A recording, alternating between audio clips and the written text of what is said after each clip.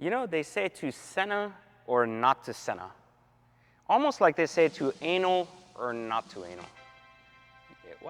Why is it that I can never do a video without my videographer just dying like in the middle of the video? I mean, I shit you not, like this is very inconvenient in the middle of my videos. I'm really trying to get in the mode of this isn't comedy, this is serious.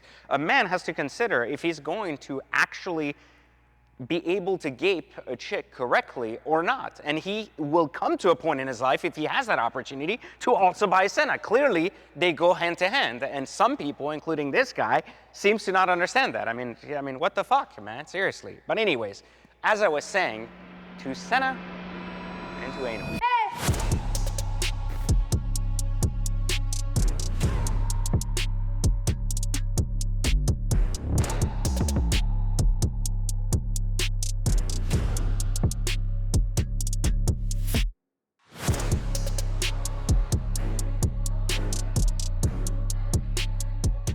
All right, guys, welcome back to Exotic Car Hacks, and today we are talking about the McLaren Senna. Now, we're not reviewing this car. We've reviewed this car on the channel multiple times, from the day I got it to the day I drove it.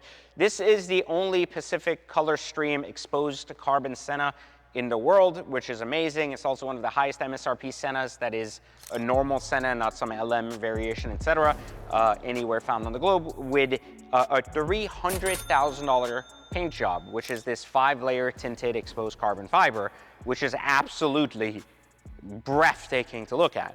But one of the reasons we're talking today is because the Senna specifically is really America's most affordable hypercar, or the introduction to hypercars. For a very long time, these cars were 900 grand to $1 million.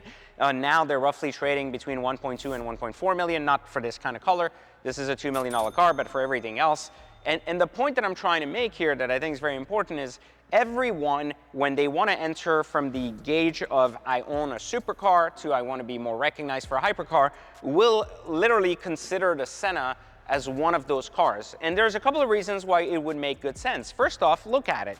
It's incredibly wow factor. Even sitting here next to these other cars, it holds its own in design. It's crazy. It looks like a road legal race car. And it has this big ass wing right here, which you can clearly see is pretty freaking amazing. And it's moving, so it has like this, you know, active aero system. And I mean, there's a lot of things that make this pretty amazing. Like there's a, 18 karat gold heat shield, something you don't see a lot of places. Everything on this car, even the inner workings here, you can see are pure carbon fiber.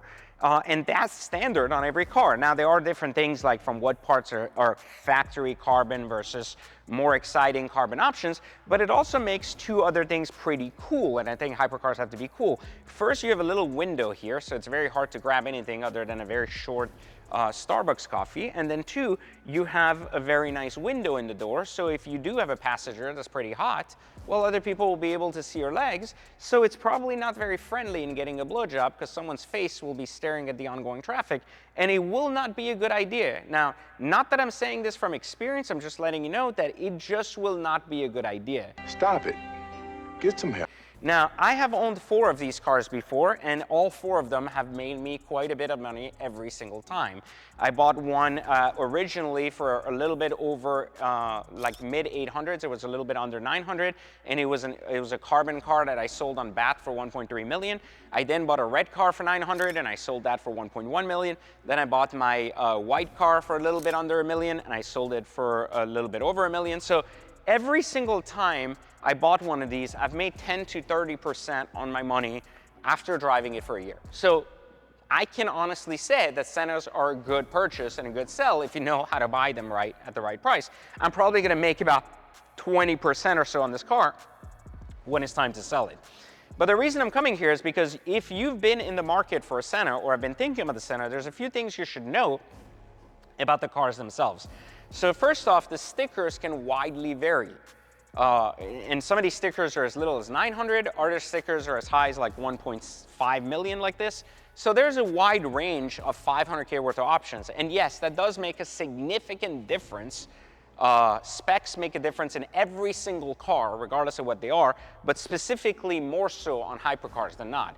And almost every single Senna, I want to say, but maybe there's a small batch, like 20–30% that are not exclusive, but the majority of Sennas are one-of-one designs that are weird colors or liveries, etc. And we have to be able, in order to like really understand how to resell a car or to buy the right car so we're protecting our investment, have to understand that not all specs are created equal. More carbon equals better money usually, which means if you have the whole center section exposed carbon, or you have like half of the car, or maybe you have the doors are full carbon but the side is not, or there's livery, as long as it has more carbon, it typically has a higher sticker. And when I say more carbon, I mean exposed carbon, because the majority of cars, whatever is black on this car you can see is usually standard in carbon.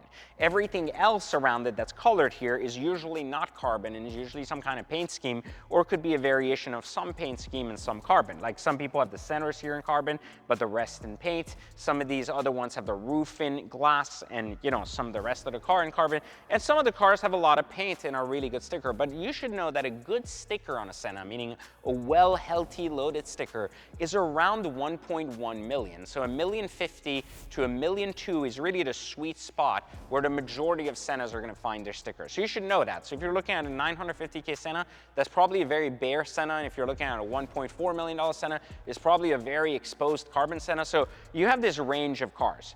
That's the first thing. The second thing is that one of the things you're going to find is that the cheaper the car, the more expensive the over MSRP costs, because there's a baseline of roughly 1.2 million for a Senna today. So if you have a 980K car, it's likely you're paying 200K over, but it doesn't automatically translate to, if you have a $1.5 million car, you're automatically paying 1.7. So there's a variation where there's a sweet spot around 1.1, where I was telling you you're going to get the best value because you're going to pay roughly 1.2 to 1.25, but you're going to get a better car. And that's the first thing you should keep in mind. The second thing that I think is really important generally if you're buying a Senna is you got to put it through an inspection. There's this big misconception on the internet that these cars are basically 765s with a body kit. This is the same shit that 14-year-olds jerking off at home want you to basically understand because they read an article on Google that this has the same motor as a 765. Most McLarens run on the same motor, which is fine, and I know nothing about engines, so it doesn't fucking matter how many horsepower it has. What it matters on, though, is that while it is true that the majority of the components of the engine, etc., may be based on a 720, 765, etc., and be widely available, there are very specific components to this car that are not the same as every other car. As a matter of fact, when you look at the amount of times the suspension on this car can have faults or issues, is significantly more than the 765 or 720. Actuators on this car for the suspension and the leveling system are the most known things to go bad, and shocks are the second. To give you context, a shock on a 720 can be bought somewhere from 8 to 12 grand. A shock on a Senna will run you around 20K. In addition to that, actuators that usually go wrong will easily put a $25,000, $30,000 bill on your plate outside of McLaren, which is also a big problem. There's also other finicky things that happen with these cars and are less prone to happen on the later cars. Every Senna has a plaque into the door that tells you which model number it is. Now, I found that when the model numbers are above 80, the cars typically have a few less issues than the cars that were before 80. Not necessarily a guaranteed thing, just more likely, so you're improving your chances of having a car with less issues. And that is kind of the reason why this car works. If you get to know that you're buying the right car and selling the right car, you could do quite well. Now, the other thing that I want to point out is that while I pointed out this very interesting tool, which is the head-giving window here that you find in the corner, and the lack of pussy-grabbing window you find here, two things that are common on most Sennas, they are actually not standard. Gorilla Glass here is an option, and while most people believe that these are basically standard on the Senna, they are not. If you are buying a Senna, I recommend 3 key options that are an absolute must outside of the spec on the car. Make sure you get the glass windows no matter what. Under no circumstance you should buy a car without glass windows. You'll absolutely hate it and destroy your financial investment. Secondly, One other thing that isn't necessarily mandatory, but I think has done really, really well, make sure none of the actual carbon components of the car that usually come mainly standard, meaning most of them have specs, like the carbon roof here, the carbon scoop, and the carbon front, have for any reason been substituted for painted parts. Some people may have painted some of these elements to basically, like because they were doing part of a sketch, but they've removed carbon fiber components, and you definitely don't want that. And then the last thing that I think is really, really important is the interior. You see, most of these interiors are basically based on full carbon interiors. They all have the same seats, which is okay. Some of them even have a drinking bucket in the middle in case you go racing your car. Less than 0.001% of Senna owners race the cars. But there's like a drinking system that's completely useless. You don't need that. But the one thing you do need, which I have found I had in 2 out of my 4 cars and helps sell the car even faster, is a gloss carbon interior versus the matte carbon interior that comes standard. A gloss carbon interior is a 20K option and really makes the interior look much, much better. And that has been, I think, one of the 2 components why my 2 cars that had it sold for significantly more money ultimately than the rest of them.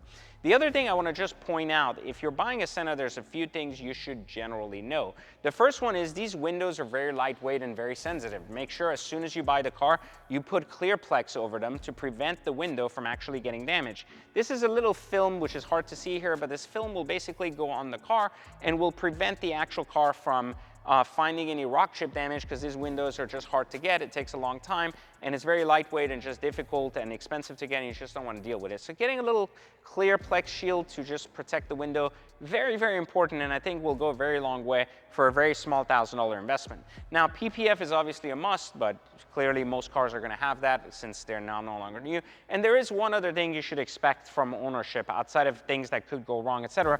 It's actually much cheaper to fix than the majority of cars like Chirons that could have much more expensive parts if things went wrong. A shock here could be 27 grand. A shock here could be, 10K cheaper. So still expensive, but not too crazy, but more likely to have issues, less likely to have issues, which means that as a McLaren, the more it's driven, the better it is.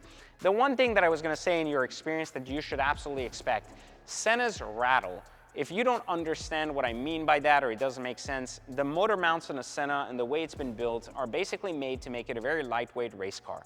As a result of that, the entire interior of the fucking car constantly rattles. And it's not just because it's a piece of shit, it's primarily because all the carbon everywhere, every rock chip that you'll feel in the car will be hitting some kind of piece of carbon from under the car, and then every single piece of the engine vibration will make the interior shake because there is no padding, etc.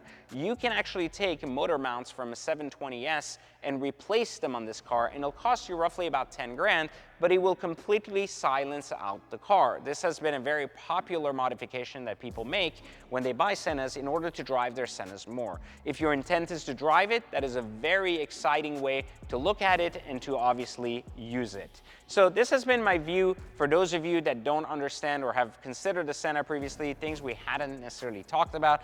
I would also say generally, having owned this car now for 4 different times over the last, since 2020, which was when I bought my first one. So for the last 5 years, I've always had a Senna in the collection. They are generally good cars, and the more you drive them, the less issues you have. But it is something that now is maybe a little bit more expensive than the lowest entry point was back in 2020. But today, it is still, to this date, outside of the Ford GT, which is really not a hypercar, it's kind of in between. The Ford GT is more like an SVJ than this, but this is really still, to this day, the cheapest hypercar that you can get in to give you that status if that's something you're looking for, which is part of the reason why it still remains widely popular. But each and every year, less and less units are available and prices slowly go up. So it might be a good time to make an investment in a Senna, especially if you can find a really good one. Hopefully you've enjoyed this. If you want to learn more, make sure you click the link in the description so I can teach you how to hack cars. And for everyone else, make sure you like, subscribe, and turn on notifications. I'll catch you next time for Exotic Car Hacks.